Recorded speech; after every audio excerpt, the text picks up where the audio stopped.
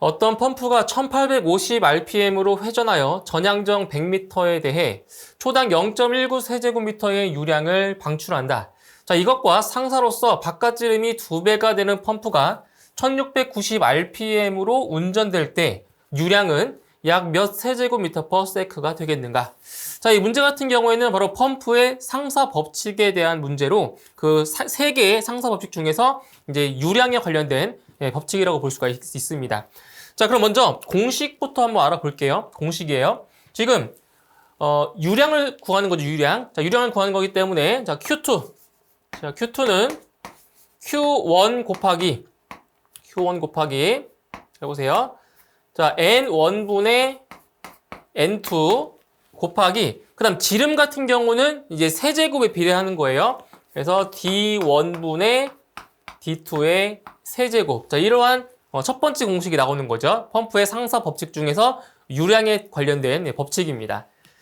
자, 이제 그다음 문제에 나와 있는 값들을 이제 그대로 자, 대입을 하시면 되는데, 자, Q1이 얼마냐면 지금 초당 0.19 세제곱미터라고 했죠. 그래서 0.19 세제곱미터 per sec. 자, 여기에다가 자, N1, N2 이것은 이제 회전수입니다. 회전수. 지금 회전수가 처음에는 1850이었고 그다음 그 나중에는 1690이었어요. 그래서 N1에는 1850 RPM을 대입하시면 되고요. 그리고 이제 N2에는 1690 RPM을 대입하시면 돼요. 자, 그 다음에 자, 직경의 비죠? D1분의 D2인데 바깥지름이 2배가 되었대요. 즉 D2가 D1의 2배라는 얘기죠. 그래서 D1분의 D2는 2가 되고요. 자, 직경이 몇 제곱? 세제곱에 비례하는 거예요. 이렇게 해서 계산하시게 되면 유량 같은 경우는 대략적으로 1.39 정도 나오네요. 1.39 세제곱미터 per sec가 나옵니다. 정답은 1번입니다. 점성계수의 기본 차원으로 옳은 것은 단 M은 질량, L은 길이, T는 시간이라고 했습니다. 자, 여기서 점성계수의 차원을 알려면 우리가 알아야 될 게 있어요. 바로 점성계수의 단위를 이제 알아야 구할 수가 있습니다. 자, 그러면 자, 점성계수입니다. 점성계수. 네, 점성계수를 우리 이제 뮤라고도 표현을 하죠. 점성계수의 단위입니다. 이 단위를 알아야 차원을 구할 수가 있는 거예요. 그럼 점성계수의 단위는 무엇이냐? 바로 이건 암기를 하셔야 돼요. 별도로 킬로그램 퍼 미터 곱하기 세크입니다. 이게 점성계수의 단위예요. 자, 그럼 여기서 킬로그램이라고 하는 것은 뭐예요? 질량이죠, 질량. 질량이니까 이것은 M이고요, M. 자, 이건 미터죠, 미터. 미터는 길이니까 이것은 L이고요. 그 다음에 세크는 시간이죠. 시간이니까 T로 자, 이렇게 나타낼 수가 있는데 요 미터와 세크는 분모에 있죠, 분모. 분모에 있으니까 요 길이, L에 해당하는 길이의 마이너스 1제곱. 시간도 마이너스 1제곱을 해줘야 되는 거예요. 그렇죠? 이게 바로 점성계수의 차원이에요. 근데 지금 보기를 보시면 자, 이걸 물어보는 게 아니에요. 물어보는 게 아니라 MLT 중에 어떠한 차원을 가지고 있는지를 물어본 거죠. 그래서 MLT가 정답이 되는 겁니다. 그래서 정답은 3번이 정답이 되겠습니다. 모세관 현상과 관련하여 액체가 상승하는 높이에 대한 설명으로 틀린 것은 자, 이 문제 같은 경우는 이제 모세관 현상과 관련되어 있는 상승 높이입니다. 상승 높이와 다른 변수들과의 관계를 물어본 거죠. 비례 관계인지 반비례 관계인지.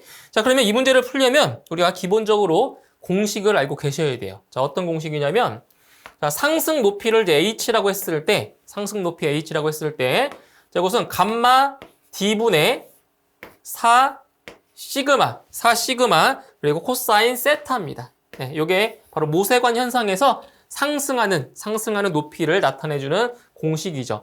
자, 이때 우리가 이제 비례와 반비례 관계를 어떻게 알 수 있냐면, 자, 보세요. 상승 높이 H와의 관계에서 이렇게 분자에 있는 변수들은 비례 관계에 있는 거고요. 그리고 분모에 있는 변수들은 반비례 관계에 있다는 것을 알 수가 있습니다. 네, 반비례 관계예요.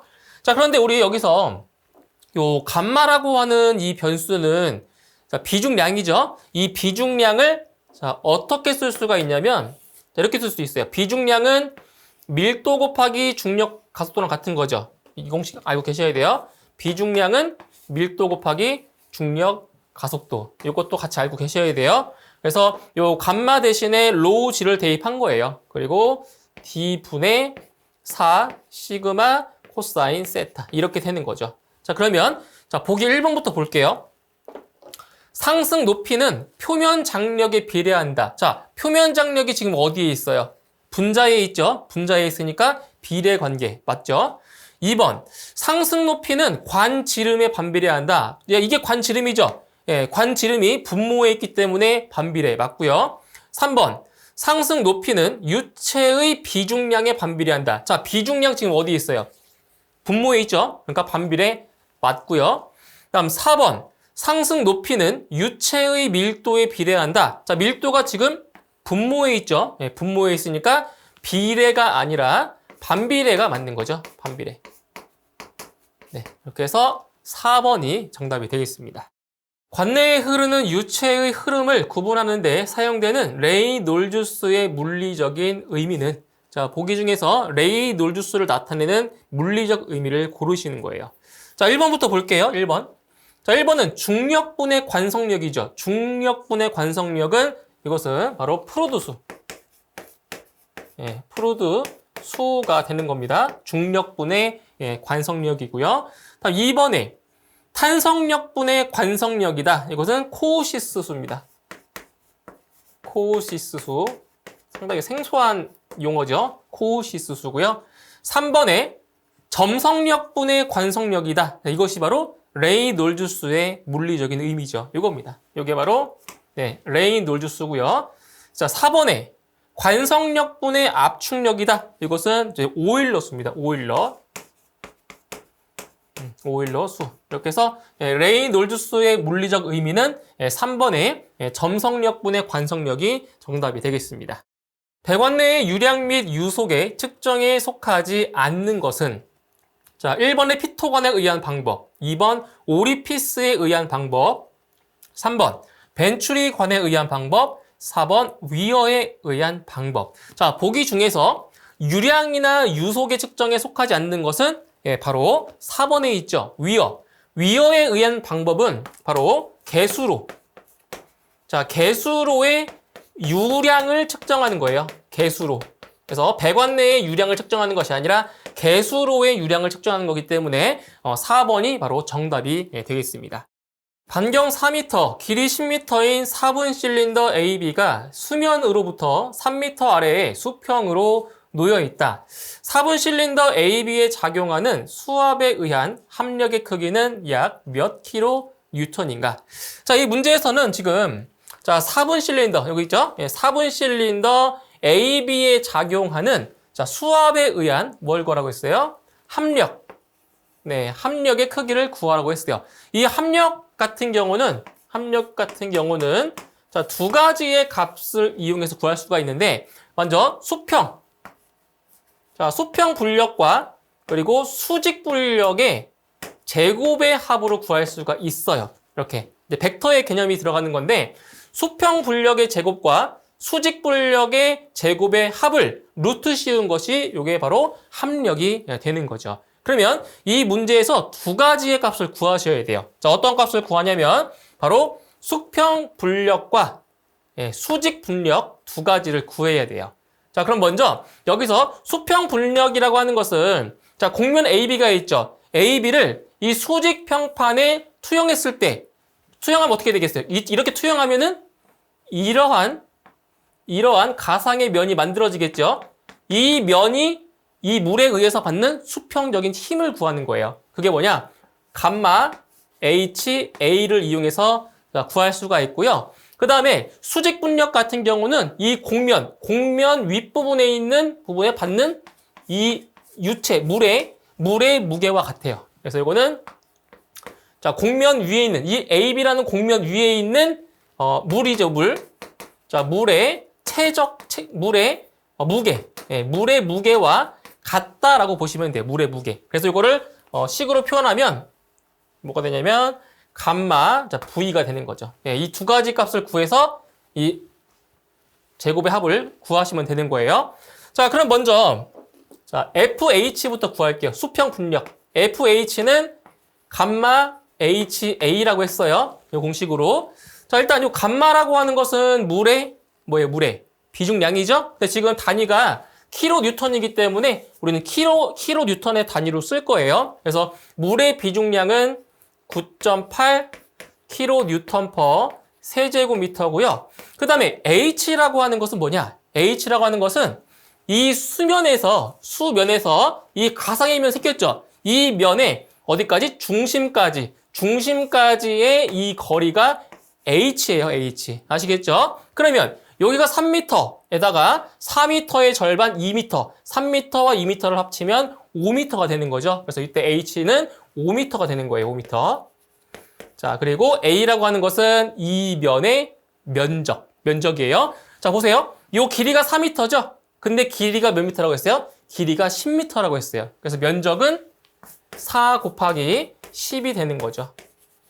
네, 이런 식으로 하면 수평 분력은 자, 얼마가 나오냐? 1960이 나와요. 1960 킬로뉴턴이 자, 나오게 됩니다. 자, 그다음에 이제 수직 분력을 이제 구해 볼 건데 수직 분력은 감마 V라고 했어요. 감마 V. V는 최적입니다. 최적. 비중량에다가 뭘 곱한다? 최적. 여기 쪽이 공면 위에 있는 이 물의 최적이 되는 거예요. 자, 그러면 잘 보세요. 자, 감마는 물의 비중량이니까 그대로 9.8 킬로뉴턴 퍼 세제곱미터를 해주시고요. 자, 문제는 여기 부피를 구하는 게 가장 어려워요. 부피. 자, 부피를 어떻게 구할 거냐면 자, 일단 길이가 10m라고 했으니까 어디를 구할 거냐면 잘 보세요.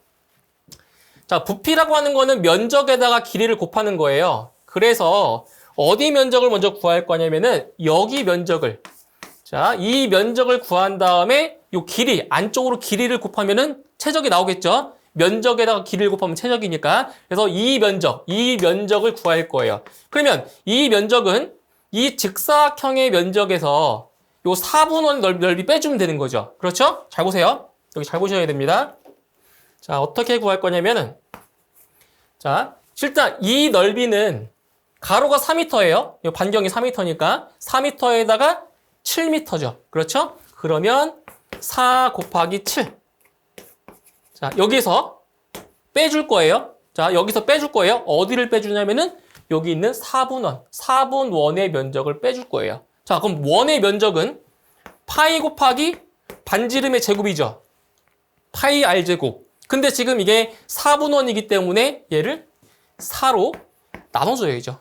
그렇죠. 4분원이니까. 자, 여기에다가 곱하기 얼마 해준다고요? 요 길이 10m 있죠? 10m를 곱해야 부피가 되는 거예요. 그래서 여기다 10m를 이제 곱해줍니다. 이렇게. 그러면 비중량에다가 이 공면 위에 있는 물에 뭐가 되는 거예요? 부피가 되는 거죠. 이렇게 부피. 이게 부피예요. 그래서 계산하시게 되면 자, 이 값이 1512가 나오네요. 1512 킬로뉴턴이 나옵니다. 이렇게. 네, 수평 분력, 수직 분력 나왔어요. 따라서 자, 합력의 크기는 루트 자, 수평 분력이 1960의 제곱 그리고 수직 분력이 1512의 제곱 해주면 대략적으로 2475가 되네요. 2475 단위는 킬로 뉴턴이 나오게 됩니다. 그래서 정답은 4번이 정답이 되겠습니다. 어떤 화학 공정에서 기체가 일정한 단면적을 가진 원형관을 통해 흐르고 있다. 관 내부를 흐르는 이 기체의 절대 온도는 300켈빈이며 압력은 0.1 MPa로 유지되고 있다. 관 내에서의 평균 유속이 0.1m/s일 때 이 기체의 질량 유량은 얼마인지를 물어봤어요.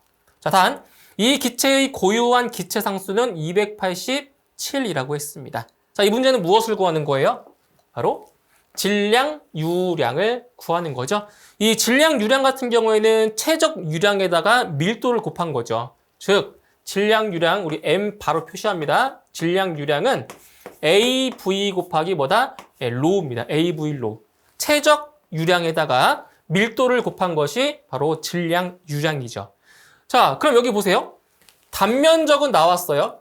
단면적 A, 단면적 나왔죠. 그리고 평균 유속도 나왔어요. 0.1m/s. 그럼 뭐만 알면 되는 거예요?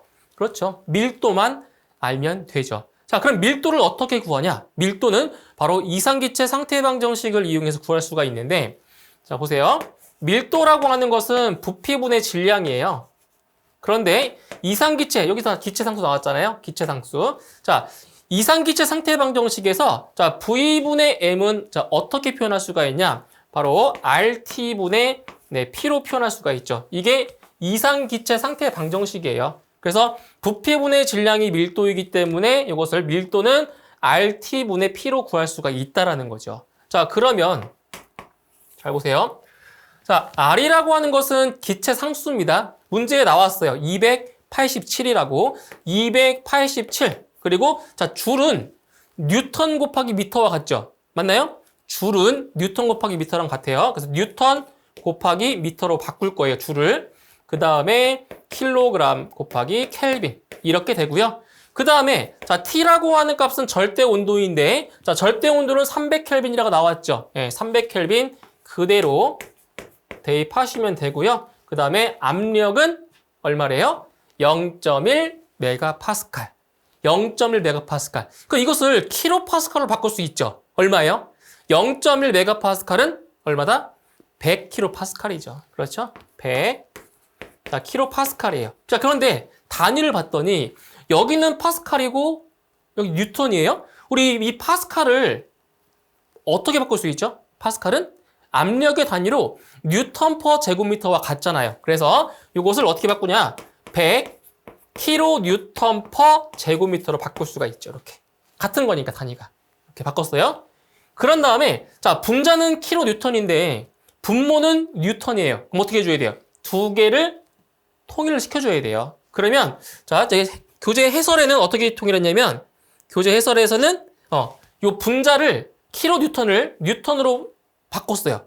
저 교재에는. 그래서 요 킬로 뉴턴을 뉴턴으로 바꾸면서 곱하기 뭐 해주면 돼요? 10의 세제곱을 하면 되죠. 이렇게. 맞나요? 그러면 킬로 뉴턴이 뉴턴으로 바뀐 거예요. 똑같이 만들어줘야 돼요. 그러면 이렇게 놓고 계산을 하면 자, 밀도가 얼마가 나오냐? 밀도가 1.16 정도 되네요. 1.16 킬로그램 퍼 세제곱미터가 나옵니다. 네, 밀도를 구했어요. 그러면 우리 질량, 유량 구하는 공식에 그대로 대입만 하면 답을 구할 수 있습니다. 자, 보세요. 단면적이 0.1 제곱미터고요. 여기 나왔죠? 0.1 제곱미터. 그리고 유속은 0.1m/s. 0.1 m/s. 그리고 밀도가 1.16 나왔죠? 1.16 킬로그램 퍼 세제곱미터. 계산해 주시게 되면 자, 질량, 유량은 0.0116 나오네요. 0.0116 나오고요. 단위는 뭐예요? 킬로그램 퍼 세크가 되는 거죠. 이렇게 해서 자, 정답은 3번이 되겠습니다. 레이놀즈수가 1200인 물이 흐르는 원관에서 마찰계수는 약 얼마인가? 자, 아주 간단한 문제입니다. 네, 지금 뭘 구하는 거냐? 바로 마찰계수를 구하는 거죠. 자, 그럼 여기서 자, 마찰계수 F는 바로 레이놀즈수분의 64로 구하는 거죠. 네, 이 공식만 알고 있으면 쉽게 구할 수 있어요. 자, 지금 문제에서 레이놀즈수가 1200이라고 나왔죠? 그럼 1200분의 64. 이게 답입니다. 예. 그래서 하시게 되면 자, 이 값은 대략적으로 0.053이 나오게 되는 거죠. 단위는 없어요. 정답은 1번이 정답이 되겠습니다. 100ml 관로를 통하여 물을 정확히 10분 동안 탱크에 공급하였다. 탱크에 늘어난 무게가 95.3kN이다. 이 관로를 흐르는 평균 유량은 약 몇 세제곱미터/s인가? 단 물의 밀도는 1000kg/세제곱미터라고 했습니다. 자, 보세요. 자, 문제에서 구하고자 하는 게 뭐냐? 평균 유량을 물어봤어요. 몇 분 동안? 10분 동안 유량을, 자, 물을 흘려 보냈더니 무게가 95.3kN이 더 늘어났대요. 그렇죠? 그러니 무슨 얘기냐? 바로 탱크에 늘어난 무게가 이거라는 것은 10분 동안에 이동한 물의 무게가 95.3kN이라고 하는 거죠. 그렇죠? 자, 그럼 여기서 자, 물의 밀도는 1000kg/세제곱미터라고 했어요. 이거 우리 이미 알고 있는 값이죠. 자, 물의 밀도가 1000이기 때문에 자, 비중량은 물의 비중량은 얼마가 되겠어요? 바로 9800N/세제곱미터가 되는 거죠.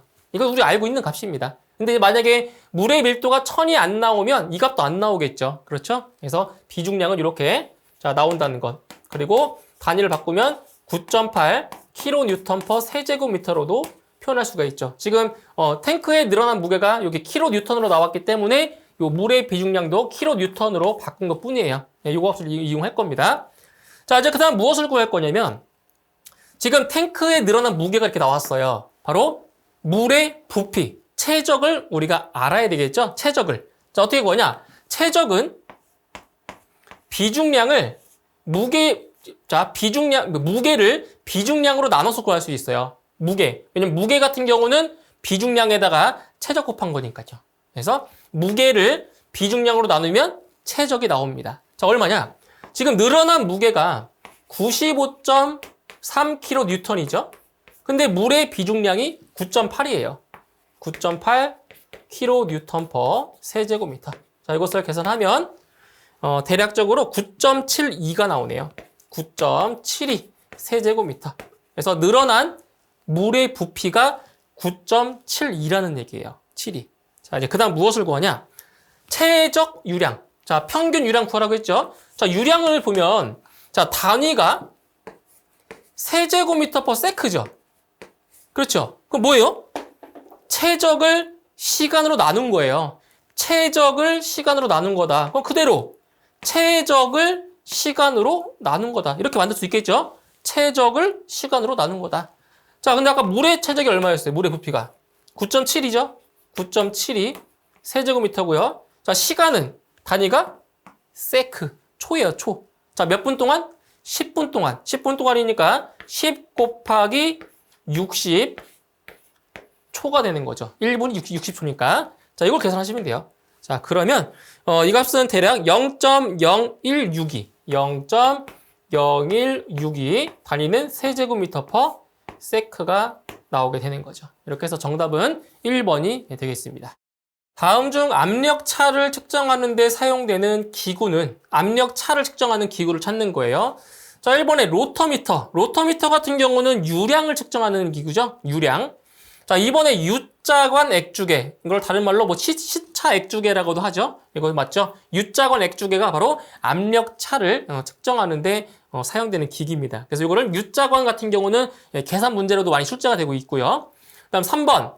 자, 열전대. 자, 열전대 같은 경우는 기전력을 이용해서 온도를 측정하는 겁니다. 그래서 틀렸고요. 4번의 위원은 바로 개수로의 유량을 측정하는 장치죠. 그래서 압력차를 측정하는 데 사용되는 기구는 2번의 U자관 액주계가 정답이 되겠습니다. 어느 이상기체 10kg의 온도를 200도씨만큼 상승시키는 데 필요한 열량은 압력이 일정한 경우와 최적이 일정한 경우에 375kJ의 차이가 있다. 이 이상기체의 기체상수로 옳은 것은? 자, 보세요. 이 문제에서 구하고자 하는 게 이상기체의 기체상수를 물어보았어요. 기체상수? 네, R값을 구하는 거예요. 자, 근데 문제의 단서가 뭐냐? 압력이 일정할 경우와 최적이 일정할 경우에 그 열량 차이가 375만큼 차이가 났대요. 자, 그럼 보세요. 압력이 일정하다. 지금 어떤 이상기체가 있는데 지금 온도만 200도만큼 올렸잖아요. 그럼 뭐예요? 현열이에요? 잠열이에요? 네. 상태 변화 없이 온도만 올렸기 때문에 바로 현열을 이용해서 구할 수 있죠. 현열. 그래서 이 현열 같은 경우에는 Q는 CMT를 이용해서 바로 열량을 구할 수가 있죠. 그렇죠? 자, 그럼 보세요. 압력이 일정한 경우에 그때의 열량, 이거를 QP로 놓을게요. 압력이 일정할 때의 열량이에요. 그러면 CP 곱하기 MT가 되는 거네요. 이렇게. 그렇죠? 자, 그러면 그대로 이제 아직 비열은 모르니까 비열 몰라요. 비열 CP. 자, 이걸 식으로 하나로 만들어 놓을게요. 자, 보세요. 자, 이제 그다음에 최적이 일정한 경우에 열량을 구하면 이거를 QV로 놓을게요. 최적이 일정할 때의 열량이에요. 그럼 이것은 CV 곱하기 MT가 되는 거죠. 이렇게. 맞나요? 압력이 일정할 때의 열량. 이거는 최적이 일정할 때의 열량이에요. 그때 차가 얼마 난다고요? 375kJ의 차이가 난대요. 이런 거죠. QP 마이너스 QV. 자, 차니까 어떻게 절대값으로 하면 돼요. 차는 음수가 없잖아요. 그러니까 QP가 클 수도 있고 QV가 클 수 있는데 누가 더 크겠어요? QP가 크죠. 왜 그러냐면은 정압 비열이 정적 비열보다 항상 크기 때문에. 그래서 이거는 절대값을 할 필요가 없어요. 왜냐면 QP가 QV보다 클 수밖에 없습니다. 예, 이건 당연한 거죠. 자, 그러면 여기 보세요. 여기에서 여기를 빼는 거예요. 근데 MT가 일정하죠.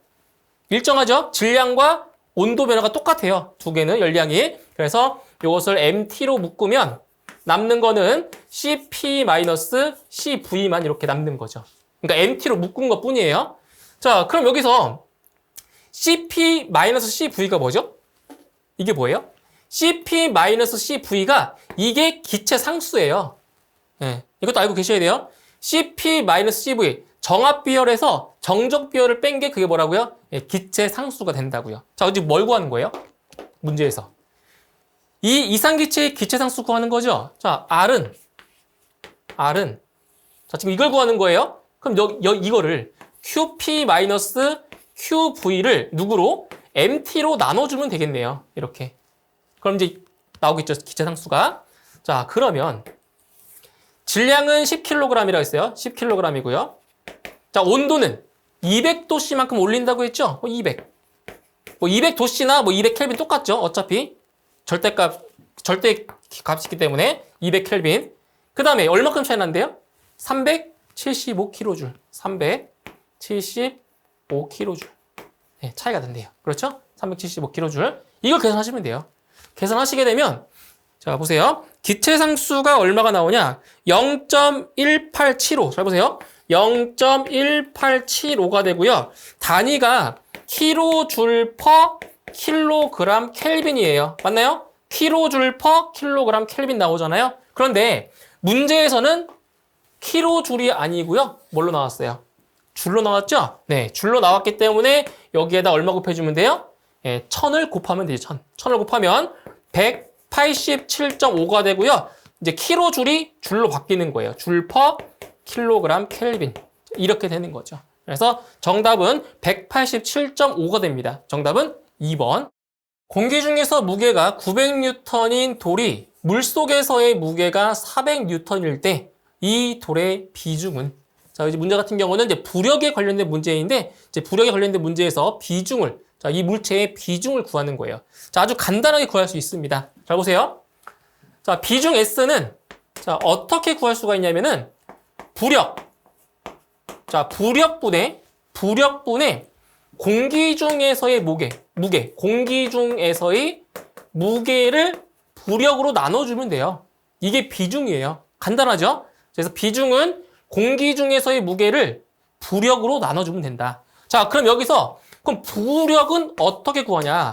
자, 부력은 공기 중에서의 무게를 빼주면 돼요. 바로 물속에서의 무게로 빼주면 그게 바로 부력인 거죠. 네, 간단합니다. 자, 그럼 보세요. 자, 부력은 뭐라고요? 공기 중 무게에서 물속 무게를 빼주는 거라고요. 그럼 공기 중에서 무게는 900N이었는데 물속에서 쟀더니 400N이래요. 그럼 부력이 얼마인 거예요? 이 물체를, 이 돌을 떠받치는 힘이 얼마나 얘기예요? 500N이라는 거죠. 500N. 그리고 공기 중 무게는 900N이 되는 거죠. 네, 이렇게 해서 계산하면 비중은 1.8이 나오게 되는 겁니다. 네, 정답은 3번입니다. 축동력이 80kW인 원심 펌프의 회전수가 1750rpm이라면 축 토크는 약 몇 줄인가? 자, 이 문제 생소할 수 있습니다. 좀 어려워요. 자, 축 토크를 이제 물어본 건데, 자, 이제 공식을 좀 볼까요? 자, 동력.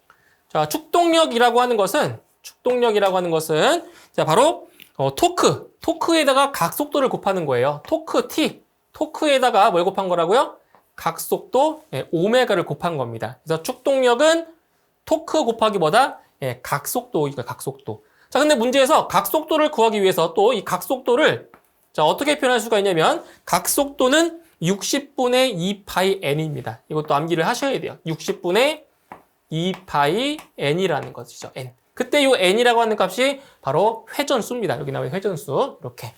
자, 이제 다 구한 거예요. 문제에서 구하고자 하는 게 이 토크를 구하는 거죠. 토크 T를 구하는 거예요. 자, T는 축동력에다가 자, 여기 있죠. 각속도의 역수를 곱하시면 되겠죠. 이 T를 구하는 거니까 여기에다가 이 각속도의 역수를 곱합니다. 2파이 n분의 60을 곱하면 바로 토크가 구해지는 거죠. 자, 그럼 보실게요. 자, 여기서 축동력 같은 경우에는 지금 이게 보세요. 토크의 단위가 줄이죠. 줄. 그렇기 때문에 이 킬로와트를 와트로 바꾸셔야 돼요. 그래서 여기는 80이 아니라 8만으로 계산하셔야 됩니다. 8만 곱하기 자, 2파이 곱하기 회전수가 1750이라고 했어요. 1750이고요. 자, 분의 60. 이걸 계산하시는 거예요. 그래서 자, 계산을 하시게 되면 이 값은 437 정도 나오네요. 437 나오고요. 단위는 뉴턴, 자, 미터가 나오는데 이 단위가 뭐예요? 뉴턴 미터가 바로 줄이죠. 그래서 결과적으로는 437 줄이 나오게 되는 겁니다. 정답은 2번입니다. 복사열 전달에 대한 설명 중 올바른 것은 보기 중에서 이제 복사열 전달에 관한 설명으로 잘된 설명을 고르시면 되겠습니다. 자, 먼저 여기서 보실게요. 공식 하나를 볼 건데 이 복사 에너지라고 하는 것은 복사 에너지 E는 입실론 시그마 A 곱하기 T의 4제곱 이게 기본식입니다. 이렇게 이게 이제 복사 에너지를 구하는 식인데 여기서 먼저 엡실론. 이 엡실론이라고 하는 것은 뭐냐? 방사율입니다. 이거를 방사율이라고 해요. 방사율이고요. 자, 시그마는 뭐냐? 스테판 볼츠만 상수예요. 스테판 자, 볼츠만 상수. 상수기 때문에 이제 일정한 값입니다. 변수가 아니라 어떠한 상수 값이에요. 그리고 A라고 하는 것은 면적이고요. 면적. 그리고 T라는 값은 절대 온도죠. 절대 온도. 그래서 이 복사 열 전달에서 가장 중요한 게 뭐냐? 이 복사 에너지는 절대 온도의 4제곱에 비례한다는 거. 이게 상당히 중요한 거예요. 시험에 자주 나오는 것이고요. 가장 중요한 내용이에요. 복사 에너지는 절대 온도의 4제곱에 비례한다. 이 4제곱에 비례한다는 게 중요하죠. 자, 그럼 보세요. 방출되는 복사열은 절대 온도의 4제곱에 비례한다. 이거죠. 네, 맞죠? 1번이 정답이에요. 1번. 다음 2번 볼까요? 방출되는 복사열은 단위 면적에 반비례한다. 자, 이게 면적이죠? 면적이 넓을수록 복사열은 큰 거예요. 그래서 반비례가 아니죠? 비례가 맞습니다. 비례. 그렇죠? 비례가 돼야 맞죠? 3번. 방출되는 복사열은 방사율이 작을수록 커진다. 자, 이게 방사율이잖아요. 방사율도 복사열과 뭐한다? 비례한다. 비례. 그래서 작을수록 커진다가 아니라 작아진다가 되겠죠. 비례 관계니까. 그렇죠? 3번도 틀렸어요. 다음 4번. 완전 흑체의 경우 방사율은 0이다. 완전 흑체. 완전 흑체인 경우에는 방사율이 0이 아니고요. 그때는 1입니다. 1이에요. 그래서 옳은 설명은 1번이 정답이 되겠습니다. 부피 1세제곱미터인 용기 내의 기체의 계기압력이 200kPa이고 이 기체를 전부 내용적 3세제곱미터인 용기로 옮겼을 때 기체의 계기압력은 약 몇 kPa인가?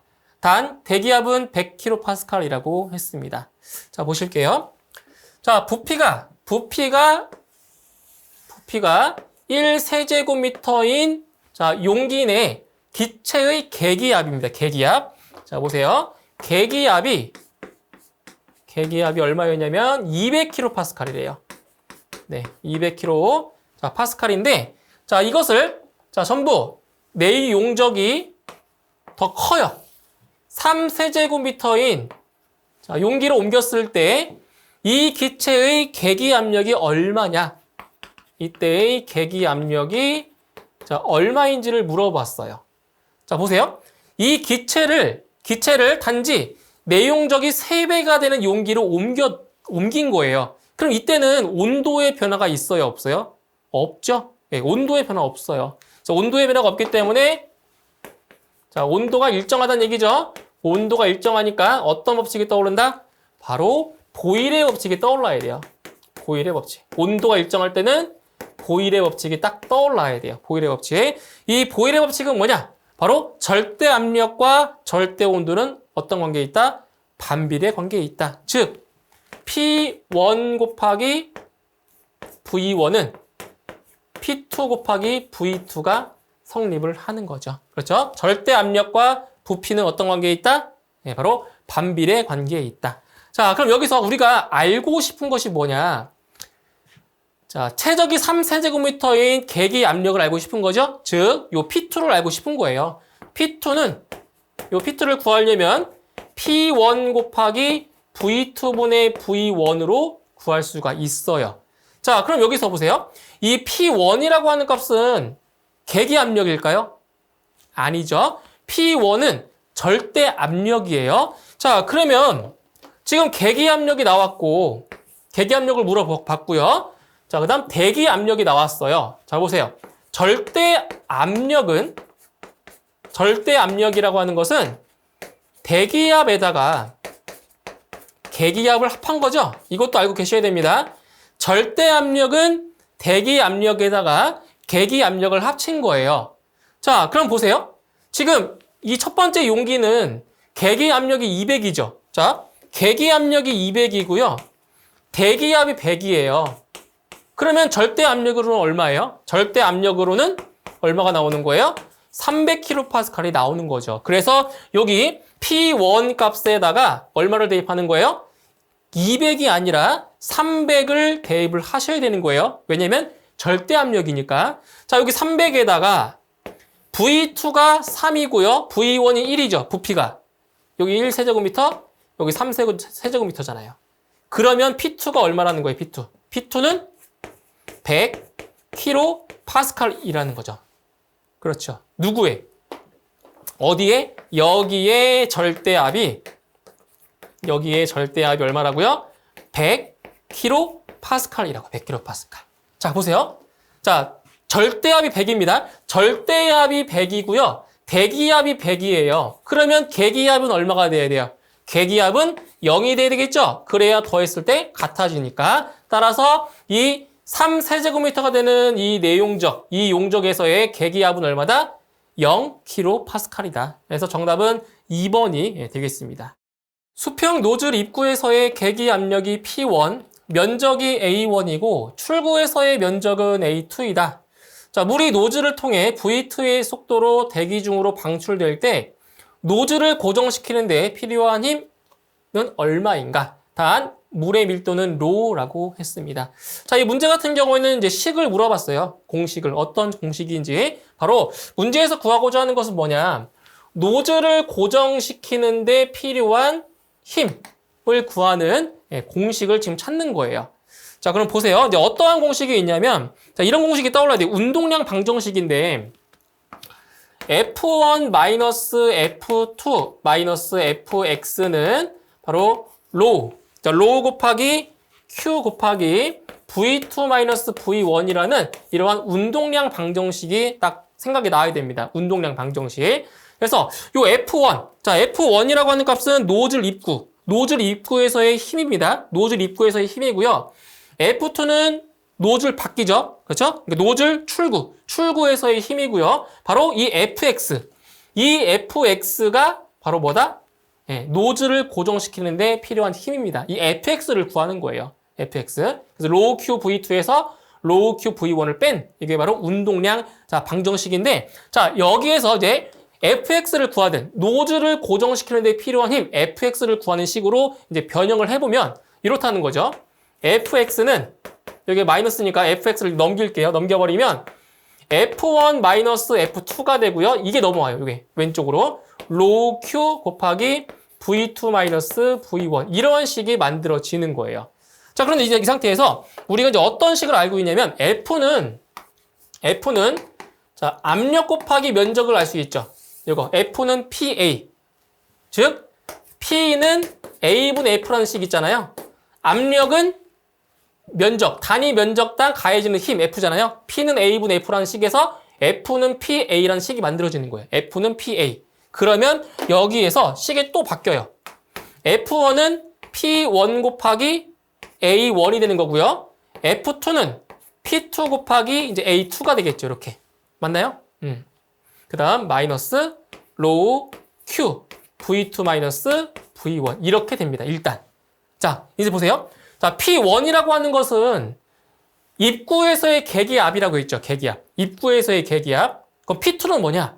P2는 0이 돼요. 왜냐면 노즐 출구에서는 이게 대기압 상태이기 때문에 계기압이 0이 돼버려요. 0. 그래서 이 식에서 P2 곱하기 A2가 이렇게 지워지는 거예요. 왜냐면 P2가 0이니까. 아시겠죠? 그래서 이건 없어지는 거예요. 예, 보기를 딱 봐도 없어졌죠. P2, A2가. 그렇죠. 이게 P2가 0이라서 이게 없어진 거예요.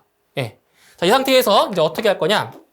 다시 정리해보면 P1 곱하기 A1이 되고요. 자, 마이너스, 자, 로. 자, Q라고 하는 거는 최적 유량인데, 잘 보세요.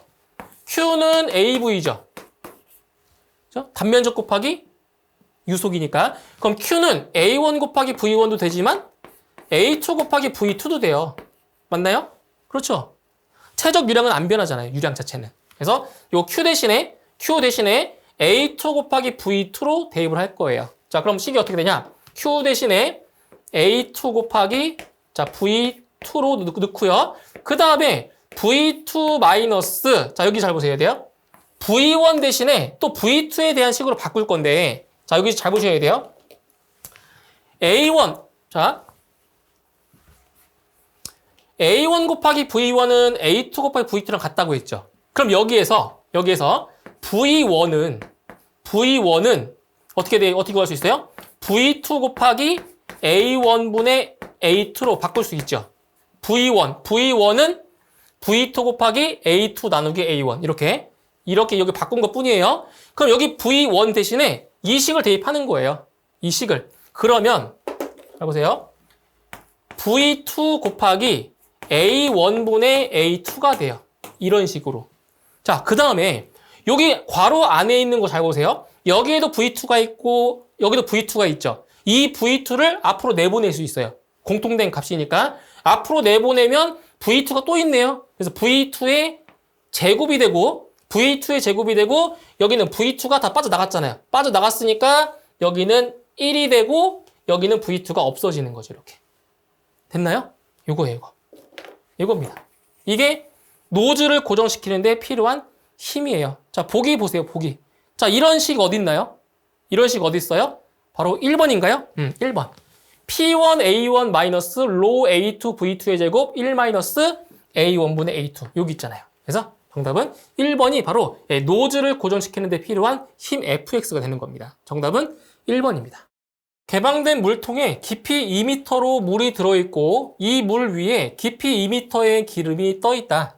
자, 기름의 비중이 0.5일 때 물통 밑바닥에서의 압력은 약 몇 파스칼인가? 단, 유체 상부면에 작용하는 대기압은 무시한다라고 했습니다. 자, 이런 거죠.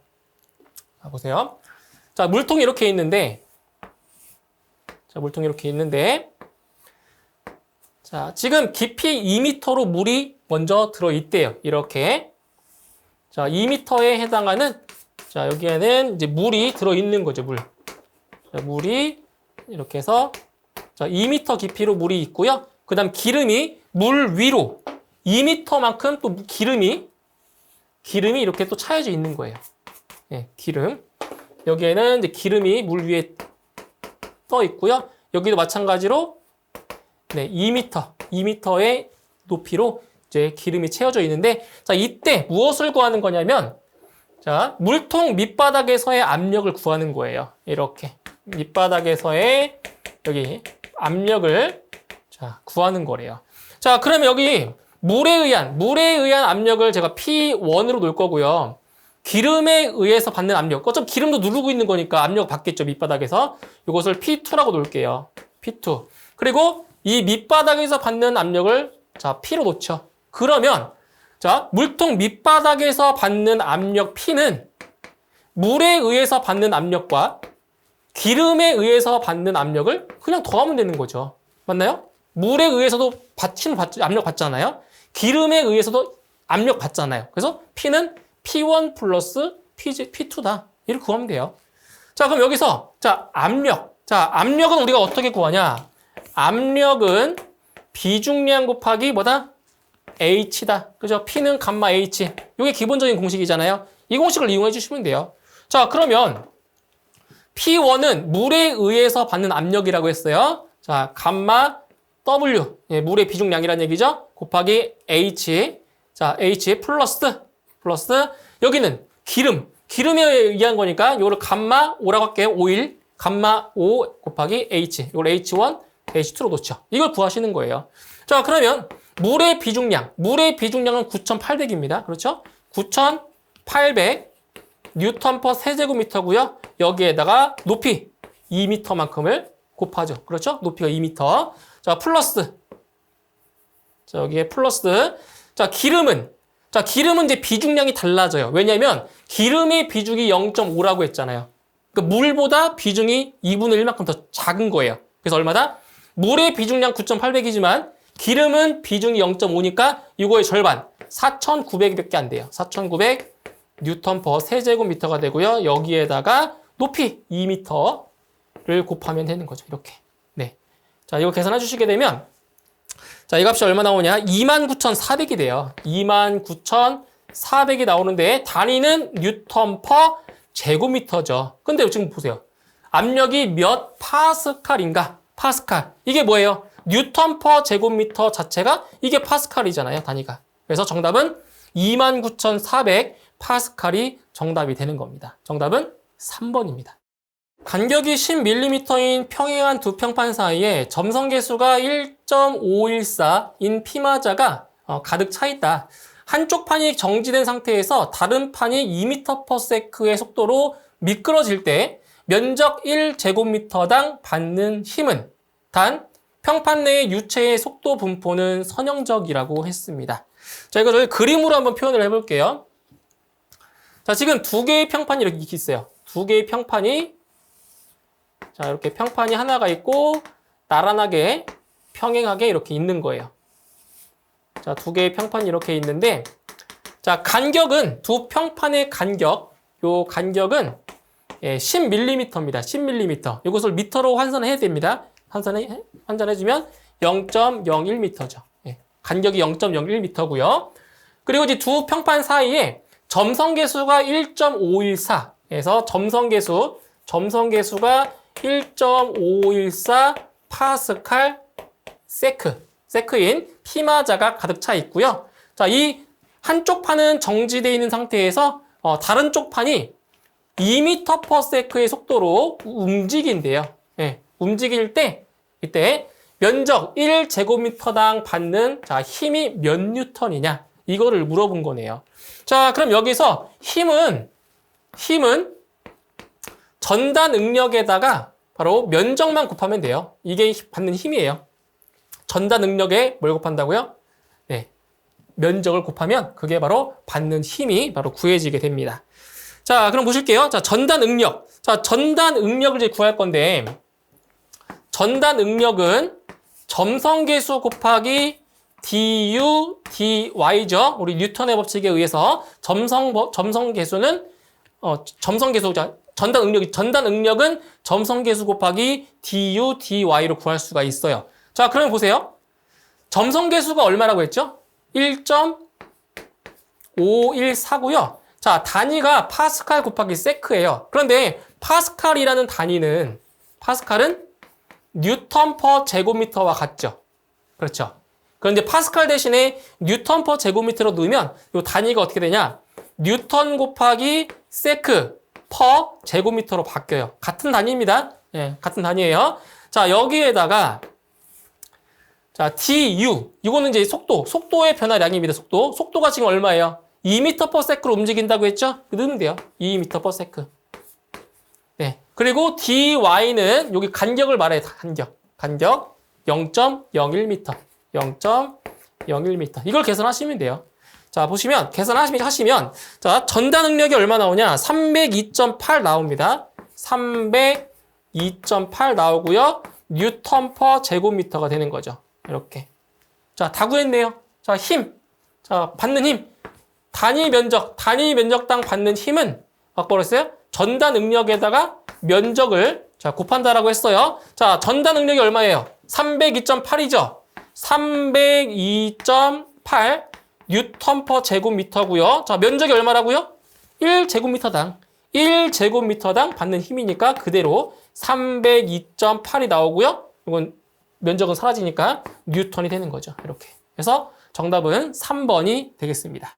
관 마찰계수가 일정할 때 배관 속을 흐르는 유체의 손실수도에 관한 설명으로 옳은 것은 즉 손실수도와 다른 변수와의 관계, 즉 비례관계 또는 반비례 관계를 물어본 거예요. 자, 이 공식 같은 경우는 바로 달시 바이스바의 식을 이용해서 이제 구할 수가 있는데, 자, 손실수도 H는 EGD분의 FL V제곱. 그렇죠. 이게 바로 손실수도를 구하는 공식이에요. 달시 바이스바의 식이죠. 그래서 이 손실수도와의 관계를 볼 때는 이걸 보시면 돼요. 분자에 있는 변수는 비례 관계에 있는 거고요. 분모에 있는 변수는 반비례 관계에 있다라고 보시면 돼요. 누구와 비교했을 때 손실수도와의 관계에서 분자에 있는 변수는 비례 관계, 분모에 있는 변수는 반비례 관계라고 보시면 되겠죠. 자, 1번부터 볼게요.